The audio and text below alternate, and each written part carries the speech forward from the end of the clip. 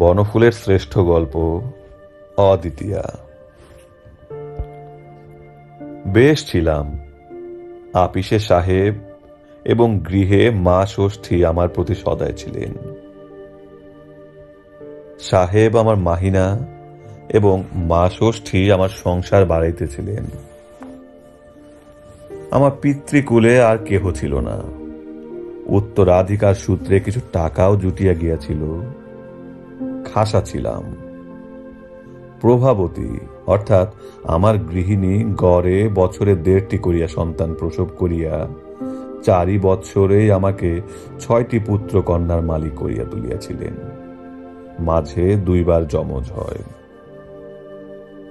এবংবিধ প্রজা বৃদ্ধি সত্ত্বেও কোনো অভাব ছিল না। হঠাৎ কিন্তু বেকুব বনিয়া গেলাম। 5ম বর্ষেও গৃহিণী তাহার স্বাভাবিক গর্ভভার বহন করিতেছিলেন। এবার কিন্তু ব্যাপারটা স্বাভাবিক হইলেও সহজ ছিল না, বোঝা গেল। কারণ তিনি মারাই গেলেন। তিনি তাহার পিত্রালয় শান্তিপুরে ছিলেন। যদিও আমার শ্বশুর ও শাশুড়ি উভয়েই অনেককাল স্বর্গীয় হইয়াছেন, কিন্তু আমার শ্যালক বিনোদ ডাক্তার বলিয়া প্রভা প্রতিবারই সেখানে যাইত। বিনোদ লিখিতেছে, হঠাৎ এক্লেমসিয়া হইয়া দিদি 3-4 ঘন্টার মধ্যেই মারা গেলেন। আপনাকে খবর দেওয়ার সময় ছিল না। কিডনি খারাপ ছিল। সে যদি ছেলেদের লইয়া সম্বলপুর চলিয়া গিয়াছেন। তাহার চিঠি বোধহয় পাইয়াছেন। পাইলাম তো। তিনি লিখিতেছেন, কি করিব বলো ভাই, সবই অদৃষ্ট। তোমার ছেলে মেয়েরা এখন আমার কাছে কিছুদিন থাকুক। আমিও তো বাঁজা মানুষ, আমার কোনো অসুবিধা হইবে না।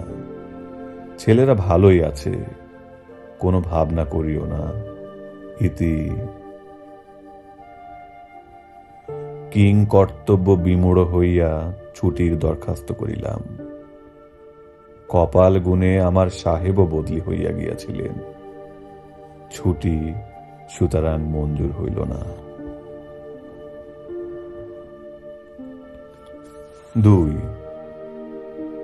2 মাস পরে সম্বলপুর বাসিনী শ্যালিকার আর একখানি পত্র পাইলাম। তিনি অন্যান্য নানা কথার পর লিখিতেছেন, প্রভা সতী লক্ষ্মী ভাগ্যবতী ছিল। সে গেছে, বেশ গেছে। জাজ্জল্যমান সংসারে স্বামী ছেলেপুলে সব রেখে গেছে। কিন্তু তোমার তা বলে সংসারটা ছাড়খাড় করা তো ভালো দেখায় না, উচিত নয়।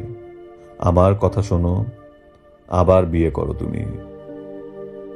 এখানে একটি বেশ ডাগর ডোগর মেয়ে আছে। যদি তোমার ইচ্ছে হয় বলো, সম্বন্ধ করি। আমার তো মেয়েটিকে বেশ পছন্দ, তোমার নিশ্চয়ই পছন্দ হবে। ইত্যাকার নানারূপ কথা। 7 দিন ভাবিয়া, অর্থাৎ 1 টিন চা ও 5 টিন সিগারেট নিঃশেষ করিয়া আমি এই চিরন্তন সমস্যার যে মীমাংসা করিলাম, তাহা মোটেই অসাধারণ নয়। সেজদিকে যে পত্র দিলাম তাহা অংশত এইরূপ। বিয়ে করতে আর ইচ্ছে হয় না। প্রভার কথা সর্বদাই মনে পড়ে। কিন্তু দেখো, সে যদি আমার ইচ্ছে অনিচ্ছের উপর নির্ভর করে তো সংসার বসে নেই। সে আপনার চালে ঠিক চলছে ও চলবে। সুতরাং ভাবপ্রবণ হওয়াটা শোভন হলেও সুযুক্তির নয়, এটা ঠিকই। তাছাড়া দেখো, আমরা মা ফলেষু কদাচন দেশের লোক। আর তোমরাও যখন বলছো, তখন আরেকবার সংসারটা বজায় রাখার চেষ্টা করাই উচিত বোধ হয়। দ্বিতীয় পক্ষের বিয়েতে আবার পছন্দ অপছন্দ, তোমার পছন্দ হয়েছে তো? ক্রমশ বিবাহের দিন স্থির হইল। সম্বলপুরেই বিবাহ। সে যদি বুদ্ধিমতী, লিখিয়াছেন, ছেলেদের লাহোরে বড়দির কাছে পাঠিয়ে দিলাম, বাপের বিয়ে দেখতে নেই। স্বস্তির নিঃশ্বাস ফেলিলাম। যথাকালে সাহেবের হাতে পায়ে ধরিয়া হপ্তাখানেকের ছুটি লইয়া সোজা রওনা হইয়া পড়িলাম, একাই। এ বিয়ের কথা কাউকে বলিতে আছে? কি ভাবিয়া গোঁফটা কামাইয়া ফেলিলাম। একে এই কালো মোটা চেহারা, তাহার উপর কাঁচা পাকা এক ঝুড়ি গোঁফ লইয়া বিবাহ করিতে যাইতে নিজেরই কেমন বাধো বাধো ঠেকিতে লাগিল। বিবাহ বাসর। ওই অবগুণ্ঠিতা চেলি পরা মেয়েটি আবার আমার সঙ্গিনী হইতে চলিয়াছে। প্রভাকেও একদিন এইভাবেই পাইয়াছিলাম। সে কোথায় চলিয়া গেল? আজ আবার আর একজন আসিয়াছে। ইহার কিডনি কেমন কে জানে। নানা রূপ এলোমেলো কথা মনে আসিতে লাগিল। প্রভার মুখ বারবার মনে পড়ে। ছেলেগুলো না জানিয়ে এখন কি করিতেছে? মৃত্যুর পরও কি আত্মা সত্যিই থাকে? এ মেয়েটি বেশ বড়সড় দেখিতেছি, কিন্তু ভারী জড়সড় হইয়া বসিয়া আছে, একেবারে মাথা নিচু করিয়া। আচ্ছা, প্রভার আবার যদি গৃহনামী গৃহনামী যন্ত্রচালিতবৎ বিবাহ অনুষ্ঠান চলিতে লাগিল। শুভ দৃষ্টির সময় মেয়েটি কিছুতেই ঘুমটা খুলিল না। সে যদি বলিলেন, ভারী লাজুক। বাসর ঘরেও শুনিলাম, ভারী লাজুক। আপদ মস্তক মুড়িয়া পাশ ফিরিয়া শুইল। আমিও ঘুমাইলাম।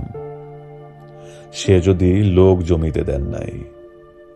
তাছাড়া দ্বিতীয় পক্ষের বিবাহ কে আর আমোদ করিতে চায়?